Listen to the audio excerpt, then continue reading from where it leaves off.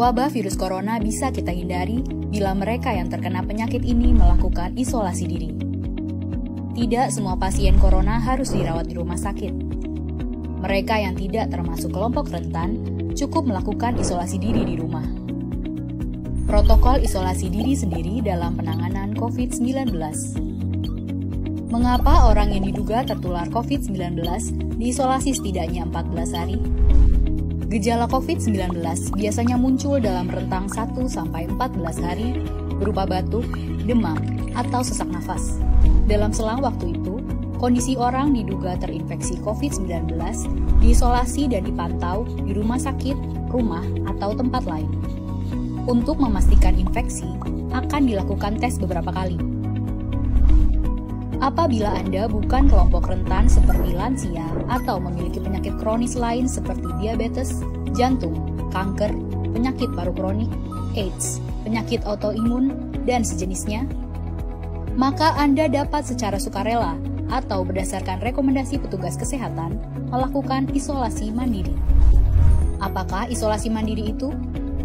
Isolasi mandiri adalah upaya mencegah penyebaran COVID-19 dengan berdiam diri di rumah sambil memantau kondisi diri kita, seraya tetap menjaga jarak aman dari orang sekitar atau keluarga.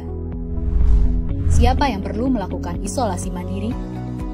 Siapapun yang memiliki gejala sakit seperti demam, batuk atau pilek, nyeri tenggorokan, atau gejala penyakit pernafasan lainnya, atau termasuk dalam kelompok orang dalam pemantauan atau ODP, yaitu orang yang pernah berkontak erat dengan pasien positif COVID-19 dan atau orang dengan riwayat perjalanan dari negara atau transmisi lokal COVID-19. Berapa lama waktu isolasi diri? Setidaknya selama 14 hari sampai hasil pemeriksaan sampel di laboratorium diketahui. Apa yang perlu dilakukan saat isolasi mandiri?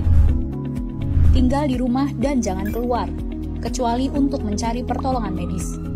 Sebisa mungkin, gunakan kamar terpisah dan selalu jaga jarak setidaknya 1 meter dari anggota keluarga lain. Selalu gunakan masker selama masa isolasi diri. Ganti masker secara rutin apabila basah atau kotor. Lakukan pengukuran suhu harian dan observasi gejala seperti batuk atau kesulitan bernafas. Hindari berbagi peralatan makan seperti piring, sendok, garpu, dan gelas, perlengkapan mandi seperti handuk atau sikat gigi, dan juga benda berbahan kain, misalnya pakaian atau selimut.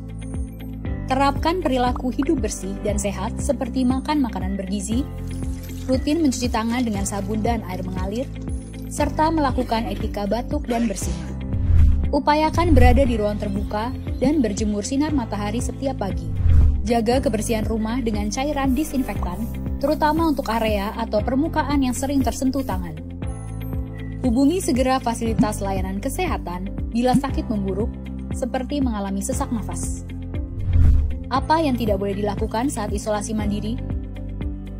Tidak boleh keluar rumah, termasuk untuk bekerja, apalagi ke ruang publik. Bila sangat terpaksa harus keluar, gunakan masker dan hindari transportasi publik atau tempat ramai. Tidak boleh berbagi alat makan, mandi, dan pakaian bersama anggota keluarga lainnya. Cuci peralatan makan dan pakaian secara mandiri, terpisah dari anggota keluarga lain. Bila harus berbagi kamar mandi atau mesin cuci pakaian, maka bersihkan dengan desinfektan setelah dipakai.